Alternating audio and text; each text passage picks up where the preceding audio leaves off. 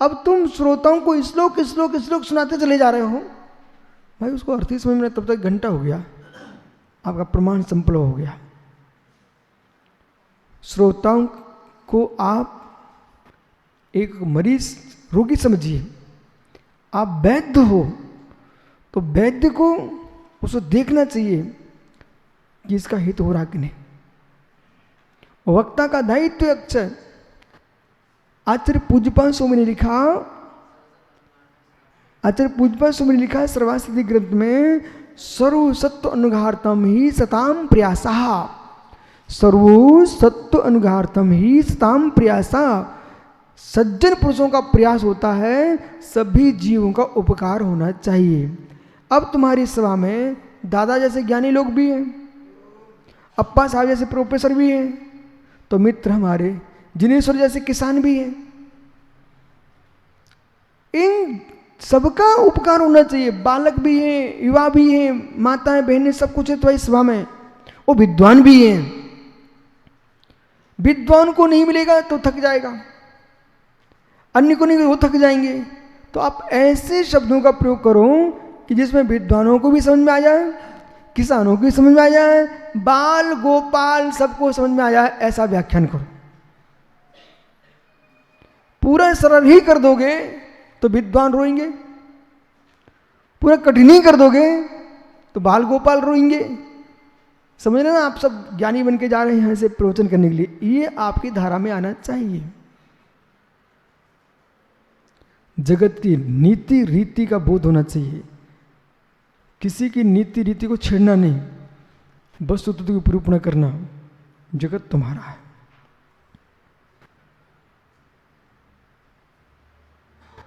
दो प्रकार का राज्य होता है, शासन करना और संप्रदाय फैलाना। संप्रदाय फैलाने वाले राजा का शासन ज्यादा नहीं चलता, और जो राज्य करना चाहता है उसे हमारे संप्रदाय से कोई मतलब नहीं है। आपकी रीति नीति आप समझो, मुझे तो राज्य करना है, तो मित्र प्रजा का पालन करो, उससे आप टैक्स लो, उसका पालन करो। वो अपने धर्म का पालन कर रहा है, उसको करने दो, एक लक्ष्य। तो वक्ता का कर्तव्य है तीर्थंकर जिनेन्द्र के शासन का प्रभाव फैलाना, तीर्थंकर जिनेन्द्र के शासन का प्रभाव फैलाना। किसी की रीति रिवाजों को छोड़ोगे तो तुम पहले दिन पिट जाओगे, तुम भगवान की वाणी फैला ही नहीं पाओगे। बहुत सारे ऐसे वक्ता बन के देश में उतर आए हैं जो रीति नीति को छेड़ते हैं, भगवान की वाणी नहीं बोलते। ऐसा करो ऐसा करो, इन्हें हटाओ, इन्हें उठाओ, इन्हें फेंको, इसमें लगे हुए हैं। तो लोग पहले हाथ जोड़ लेते हैं कि भैया इनको अपने गांव में बुलाना नहीं है। अब तुम गांव में नहीं घुस पा रहे हो, तुम्हारा प्रभाव क्या फैलेगा? समझ रहे प्रोफेसर साहब, आप प्रोफेसर हो, एक ही गांव में रहेगी, कहीं बदल के गए भी, ट्रांसफर हुआ कि नहीं आपका? बदले ना। तो जब पहले एक कॉलेज छोड़कर अध्यापक दूसरी कॉलेज जाता है तो पहले शांति से पढ़ाता है, वह अधिकार नहीं जमाता है। धीरे धीरे धीरे धीरे उसका माहौल जम जाता है। ये माताओं से पूछो ना, ये भी तो है, ये बहू बन के आई, तो जो ना समझ बहू बन के आई है वो पहले दिन आतंक मचाएगी, सो पिटना शुरू हो जाएगा। और जिसने समझदार माँ की बिटिया है, कोई आतंक नहीं, उस घर में जो पद्धति है उसमें अपना जीवन जी रही है, अपनी श्रद्धा अपने अंदर रखे हैं। कुछ दिन रुक, जब प्रभाव फैल जाएगा, जो सासू आंख उठा के देखती थी वो सासू बेटी कह करके पूरी चाबी सौंप देगी तुमको। थोड़ी देर रुको ना शांति से, सब चाबी तुमको मिलने वाली है, धीर रखो। यही वक्ता का लक्षण होना चाहिए, यही वक्ता का लक्षण होना चाहिए, ये साधुओं का लक्षण होना चाहिए। सब चाबी शासन की तुमको मिलने वाली है संपूर्ण। कब लाइट चली जाती पता नहीं चलता, कब जीवन निकल जाता समय पता नहीं चलता, कब लाइट आ जाती पता नहीं चलता, कब दूसरी प्रजा मिल जाए पता नहीं चलता। इसलिए संभल के जियो। आइए अमृतचंद स्वामी क्या कह रहे हैं? जो ज्ञान के प्रकाश से जाज्वल्यमान है। ज्ञानस् महत् कथनम, ज्ञान की महिमा की व्याख्या की है। दीपक की व्याख्या की है।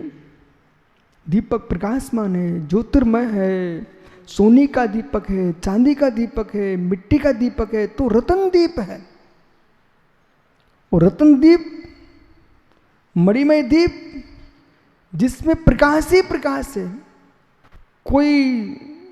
कोई हाथ नहीं जलता, कोई धूम नहीं निकलता।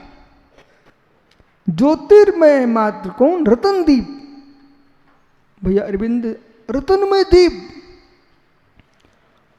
आपने रतनमय दीप की व्याख्या की, लेकिन प्रश्न ये है, ये रतन दीप क्यों?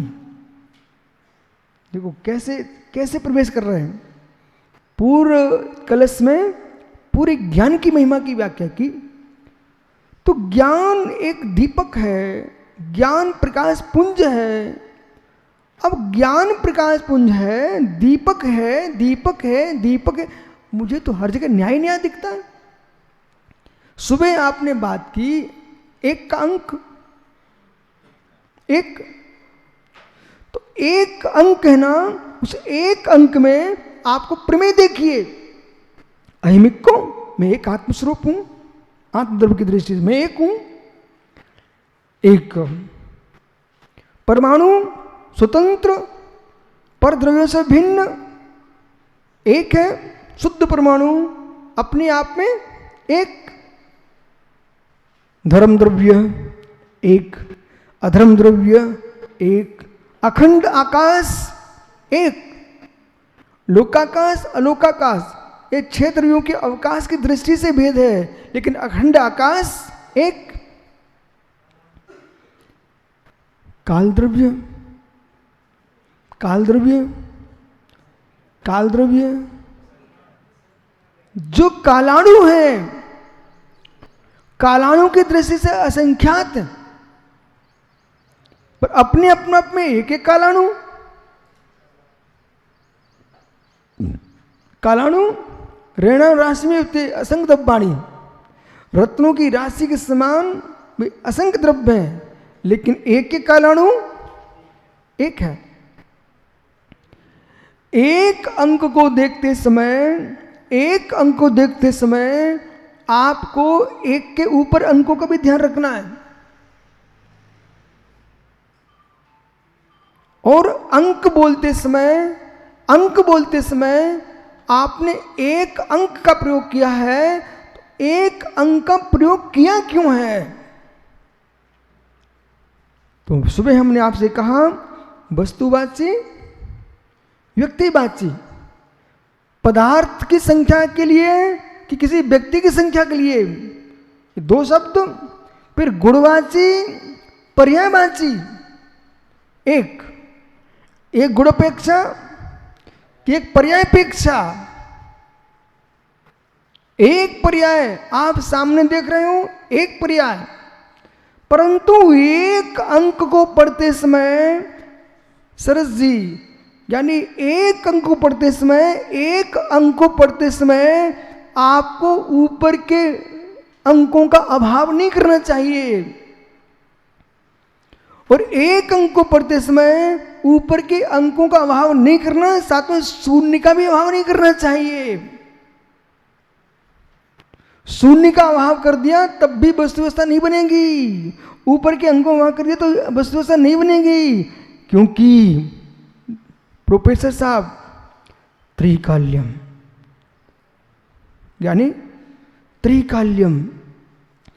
त्रिकाल्यम पर दृष्टि है, तो आपके पूरे अंकों पर ध्यान देना पड़ेगा और शून्य पर भी ध्यान देना पड़ेगा। त्रिकाल्यम, तो त्रिकाल्य में एक ही पर्याय है, एक ही पर्याय है। और ज्ञानी अंक जब बोलना बंद हो जाएंगे, सर अंक बोलना बंद हो जाएंगे, मात्र शून्य बचेगा।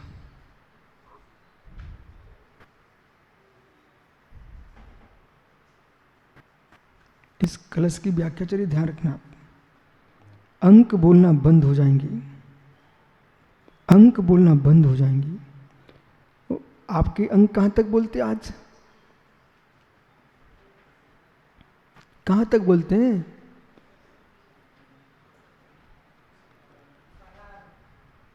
नहीं बोल पा रहे हो?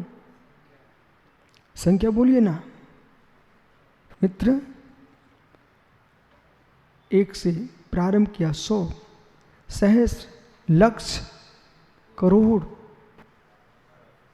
अरब, खरब, नील, शंख, पद्म। आप पद्म तक बोलते ना, पद्म बराबर। ये लौकिक गणित तुम्हारा बोल रहा है।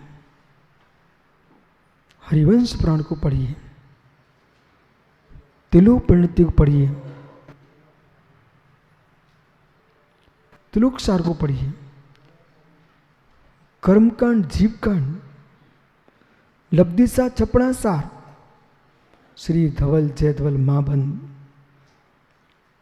रट रेणु, त्रिटरोणु, हं, ये सारी संख्या के भेद की है। कहाँ? आगम ग्रंथों में, शास्त्रों में। हे मित्र, इतने बोलने के बाद, इतने बोलने के बाद अंक जब कुछ नहीं बोल पा रहे हैं, अंक शांत हो गए, फिर शब्द प्रारंभ होता, फिर से शब्द आता है। संख्यात, संख्यात, असंख्यात, अनंत, युक्तानंत, परेतानंत, अनंतानंत। ये विशुद्ध सागर नहीं बोल रहे आप, विश्वास में तो आपको बात भेज रहा हूं। ये जो मैं कथन कर रहा हूं सब आगम में लिखा रखा हुआ है। पर मैं विश्वास मानता हूं कि इस विषय को सुनने से भले समझ में नहीं आता है, लेकिन श्रद्धा तीव्र बढ़ती है, श्रद्धा बढ़ता है। सम्यक के 10 भेद हैं। कुछ जीवों को सरल सुनने से सम्यक दर्शन हो जाता है, सूत्र से सम्यक होता है, बीज से सम्यक होता है, संक्षेप से होता है। कुछ जीवों को विस्तार से सम्यक दर्शन होता है। जितना विस्तार समझाओ, कठिन से कठिन बोलो, तो सामने वाला सोचता है कि सुब्र सारे भैया बोले मैं तो वकील, मैं तो इंजीनियर, मैं तो अध्यापक, प्रोफेसर, कुलपति, परंतु ओहो इधर देखना, गौतम स्वामी 4 वेद के पांडित्य से युक्त थे। वे किसी को देश में ज्ञानी ही नहीं मानते थे। जब सौधर्म इंद्र के नियोग से तीर्थंकर वर्धमान के समुद्र में पहुंचते हैं, देखा मन स्तंभ, वर्धमान की सभा देखी, सर्वोदय तीर्थ मिदम तवैवा, सर्वोदय तीर्थ को निहारा, और देखते ही देखते सोचने लगे, अरे मैं सोचता था कि वृक्षों के नीचे 500 शिष्यों को पढ़ाने वाला मैं, ये सोचता था कि संसार का सबसे बड़ा विद्वान मैं ही हूं। वृक्षों के नीचे बैठ करके आश्रम में 500 छात्रों को पढ़ाने वाले मैं ही हूं। ओ लाखों मुनि, लाखों आर्काएं, ओ यत्र देव, देवया, त्रियंत, शेर भी, सांप भी बैठा हुआ इनके समूह में। तो सर विभूति को देख करके लोगों को श्रद्धान बढ़ता है। इसलिए देवगति में देववृद्धि दर्शन सम्यकता कारण है। मध्य प्रदेश में पंचगणक जब होता है तो गजरत चलता है। जब गजरत यानी हाथी के रथ होते हैं, गजरत में जब लाखों लाखों जैन और उसे डबल अजैन बंधु जब खड़े होकर देखते हैं वैभव जिनेन्द्र देव का, तब लोग श्रद्धा से आगे सम्यक दर्शन हो जाता है। जिन महिमा दर्शन, जिन महिमा दर्शन। इसलिए जब जिनेश्वर जी कोई भी धार्मिक अनुष्ठान करो, इतना फैलाव कर दो कि मिथ्या दृष्टि जीव भी सोचे कि क्या जिनेंद्र की महिमा है। वो ये सुधारवादियों के अज्ञानी लोग हैं, वे तो उनको विरोध करना उनका धर्म है कि देखो इतना पंचकर्म कर दिया, इतना पंडाल लगा दिया, कितना खर्च हो गया। ऐसी निंदा करने वाले कभी मरेंगे नहीं, वे रहेंगे, उनको रहना चाहिए। लेकिन ये भी तो देखो, जब पंचकर्म देख रहे थे लोग, जो बच्चे कहीं मंदिर नहीं आते थे वे भी उत्साह में बैठे हुए हैं। यहीं देखो ना, सरसे का एक सज्जन ने,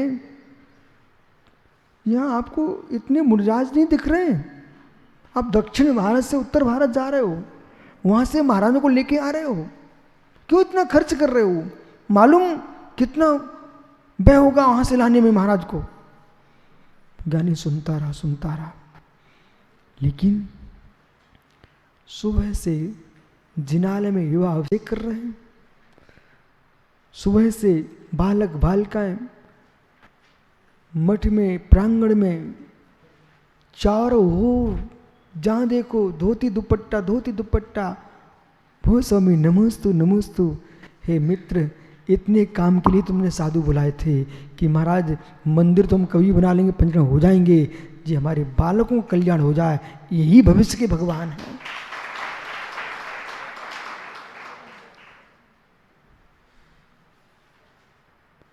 जिनकी श्रद्धाएं कुमार की ओर जा रही थी, जो आड़े टेढ़े तिरछे टीका लगाना सीख गए थे, वे आज जिनालय का चंदन का टीका लगाने लग गए हैं। ये अच्छा हुआ कि बुरा हुआ? तब समझ में आता है कि आपको बोध होना चाहिए है, जिस डॉक्टर की फीस अधिक है तो कुछ ना कुछ विशेषता होना चाहिए, जिस प्रोफेसर का वेतन अधिक है तो मतलब कोई ना कोई विशेषता होना चाहिए। ये सत्य है कि नहीं सर? सत्य ना? ऐसे जीवन में अच्छे ये भी सीखो, विशेषता लाना चाहिए। ज्ञानी लोग विषमवादों में और प्रमाद में समय बर्बाद नहीं करते।